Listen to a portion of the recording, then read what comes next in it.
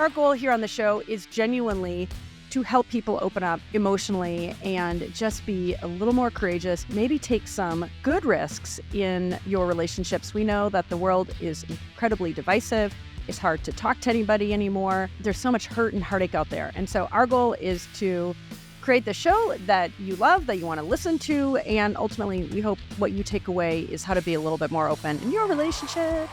All right. The one and only Marianne Willamson, presidential candidate, best-selling author. Hope is born of participation in positive solutions. That's where you get hope.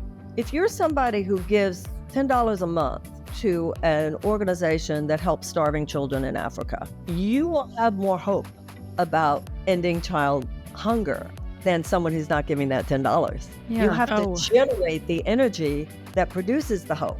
Otherwise, we're sitting here saying there's no hope. Well, all the universe is ever saying is, if you say so. I've ran across a really wonderful quote from the one and only John Gottman. He stated that you are the best couples therapist in the world.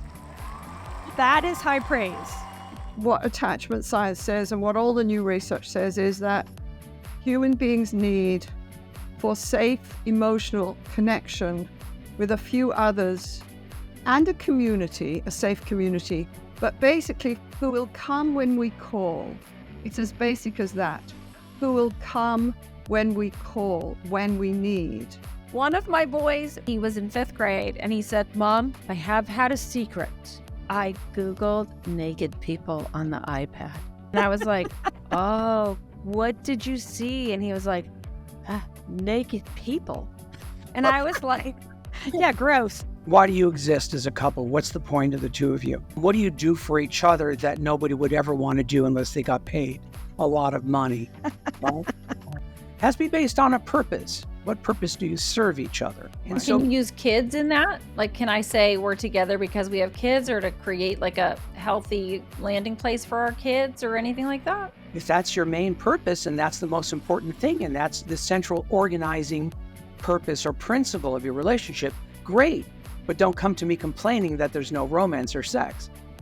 The bad boy or the asshole. Why is it that women are attracted to those folks? They're charismatic. They're probably high dopamine, high testosterone. Women go for high testosterone men. I do think, though, it's become less. Since the pandemic, one of the outstanding new things is somebody who is mature, emotionally mature.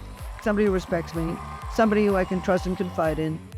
In your life, it happens all the time where something that you didn't see coming takes you in a trajectory that you never would have went, but it leads you to the place that you needed to go. Sometimes we need to get a nudge from the universe. We just do. Sometimes we're so just built into our own theme of what life should be that we should be, can't get right? out of it. But the should. Yeah, like Jonas will say, should. hey, let's not should on each other. Right? Yeah, I mean, I love totally. that. Yeah, do not do that. We do not do that here on Open Relationships. No shooting on each other. There's no shooting. That's right. He did something illegal at the company, and he had to leave the United States. It was horrible. Helen, this is not where I thought this conversation was going to go. Everyone in the world is born in relationship. We're wounded in relationship, and we can only be healed in relationship. That's how you transform in your life. Relationships are not a spectator sport. It is time for us to make contact. So let's get started.